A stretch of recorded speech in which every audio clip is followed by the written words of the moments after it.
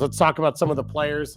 Weeby Doyle mentioned Tyler Adams-Stackle. He's the youngest captain at the World Cup, and this was a pretty big day for him. Yeah, look, I was stumping for that for a long time because I thought that Tyler sets a tone. And I think he sets both the tone within his team, and it might not be as outward sometimes as like a Weston McKennie might be. It might not be as flashy. But I think that goes back to sort of the intensity that you were talking about. I think that if you look at like the way England played today and the way that they can be so effective, it's oftentimes with Kane dropping in, right? It's him as sort of a quasi-creator as he comes back, gets on the ball, flips it in behind to both those wingers and able to be a late arriving runner. Like if you look at the way England had to play, they weren't that space is Tyler's. Like whether it was in a transition moment, whether it was when the game got just a little bit loose, he was always the guy there with the bump, forcing the ball wide, taking the ball himself. When it was a transition moment like that for Saka, here's Tyler Adams coming in with the tackle. From a physical perspective, from an intensity perspective, from just a reading the game and understanding where danger might come from in the middle of the field, I thought Tyler Adams he was the man. Like everybody else was trying to figure it out, and he understood 2 steps before the way the game was going to go, where he needed to be, how physical he could be in those moments, and how to either win the ball or force England into uncomfortable positions. Now, did it help him that England didn't play at a pace or at a level that we expect from them? My God, I heard that from Bradley White Phillips that entire game. And I think if you look at the story of this game from an international perspective right now, it's not, oh, wow, great performance by the U.S. It's, wow, that was terrible from England. But I think Tyler Adams is a big reason, maybe the primary reason why for the U.S. that you can say they had nothing. Bobby, he took away that space. He took away that space. Bobby, talk to me a little bit about Weston, because this is a guy we've talked about a lot on this show where his range of performance affects the team's range of results.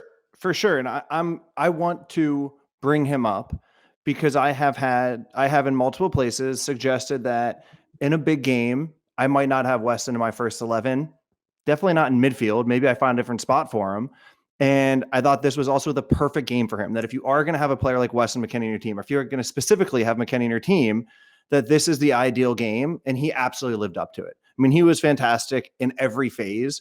The way he defended in a somewhat new role on that right side, the way he still found ways to get into the pockets in the possession phase, the way he got into the box for his late runs, even though he didn't get on the end of it, and then the personality that he brings, because my goodness, is he the perfect personality for a big game and a big moment like this in your team?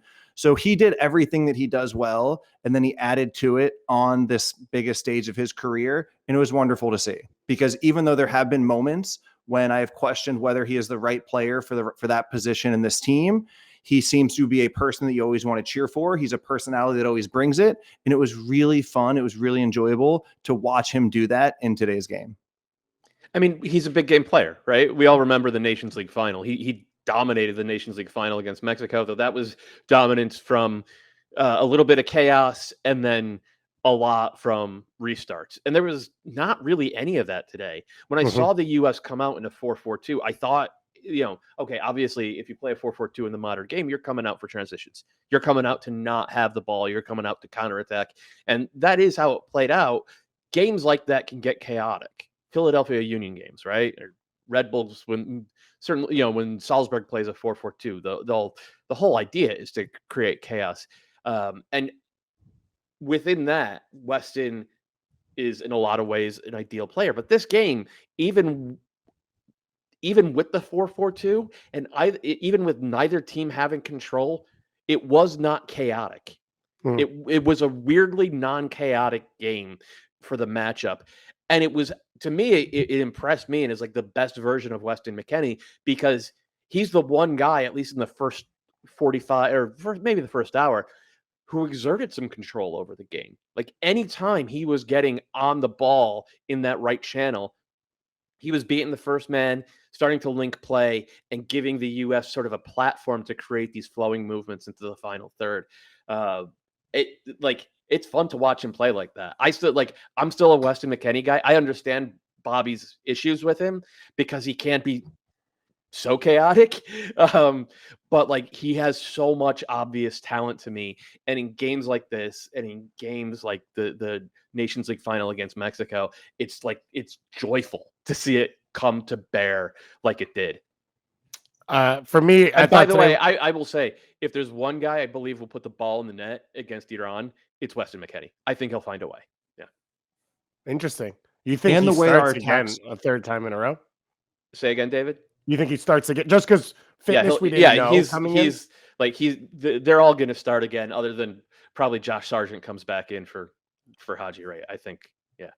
And the way our attacks are shaping out, how many times does Weah or Dest or Robinson get to that golden zone and you see McKennie arriving late and you just say, chip it, just lay it up, put up the alley-oop, because McKennie's one of the like the one he almost had today. That was a slightly different pass, but that type of attack and late run. Yeah, exactly. Yeah. I'm pretty sure every time the U.S. played a chip ball to the far post against Wales, today it was a pullback, which is great, except there was opportunities and there's not really been balance between the two. But I'll take this one. To me, the big one that stood out in this game is Pulisic. And I thought he was good in the first half against Wales. Obviously has the assist. But it was a 90-minute performance from him. His decision-making was better. I talked about getting the U.S. out of really tough spots in possession, which was something that they needed a few times when they were defending a little bit deeper. But when he came inside, he picked his head up and he played with his team and he trusted that he'd get the ball back. And he found the other side of the field when things opened up. And whether it was Weah or McKennie or Dest or Shaq Moore, whoever it was, or Brendan Aronson, he was quicker to get the ball off of his foot. And in doing that, he made himself more dangerous when he did get isolated 1v1 because not as many numbers came to him. And then he had opportunities to beat guys. I thought he waited a few really good balls down the line for Anthony Robinson as well as Haji Wright. And so this was a really good day for him. And we all know the other stuff going on for him, right? He plays for Chelsea. He doesn't play for Chelsea. There's a lot of perception about him in England. He's dealing with all of that stuff. I thought he lived up to the moment.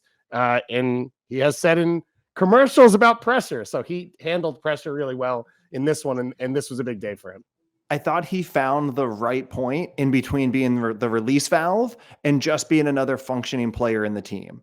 That yes, he found spots to get it. Yes, he took the pressure off his teammates to say, I know we're under it. Give it to me. I'll find the space. But then he also moved it. He kept the ball flowing in a way that we haven't seen before. Sometimes he takes the extra touch. He gets fouled or he dribbles into trouble. And I thought he did a really nice job of finding the balance between those two pieces today. Doyle, one of the other names we wanted to highlight was Tim Ream. We didn't know he'd be in this team. What'd you make of his performance and sort of what he's added to this group? He's so good.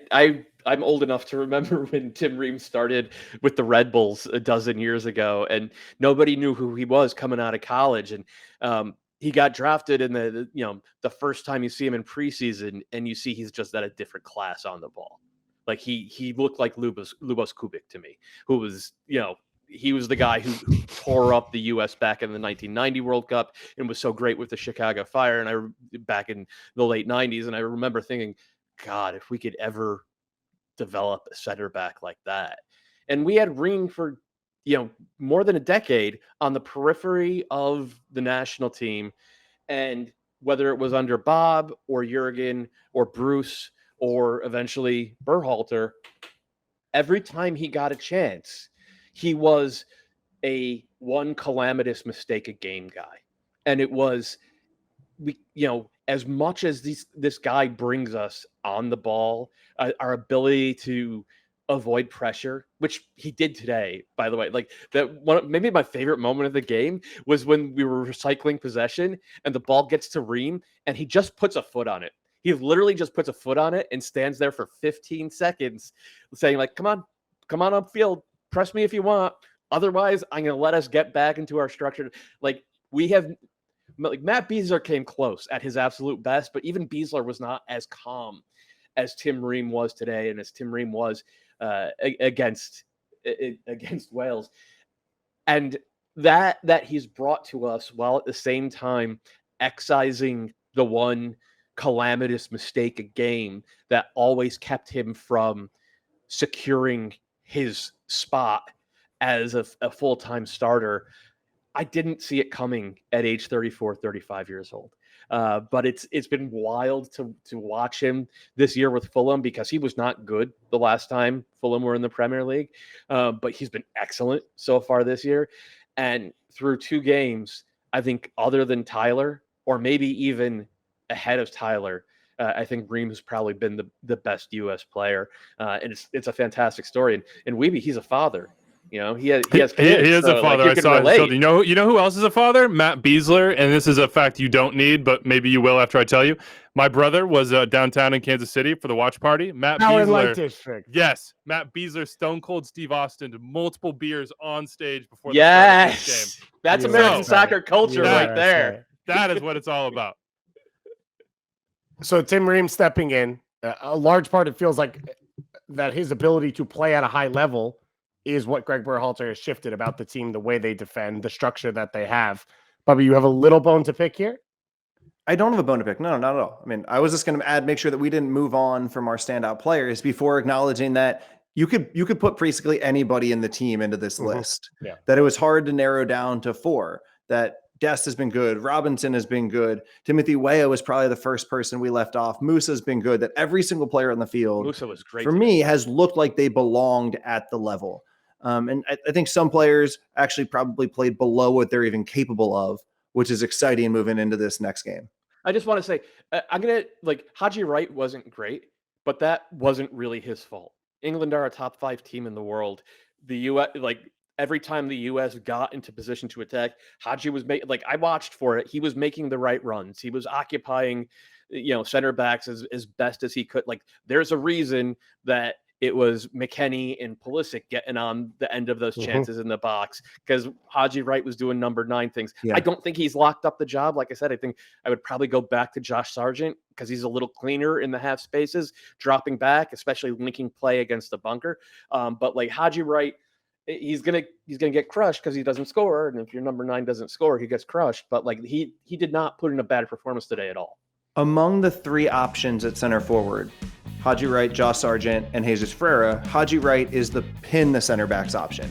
He is the last line option. He's the one who you put out there to make the day as miserable as possible for the center backs, to go up and challenge for it, to run into the depth. And given that's his role, thought he also did it well.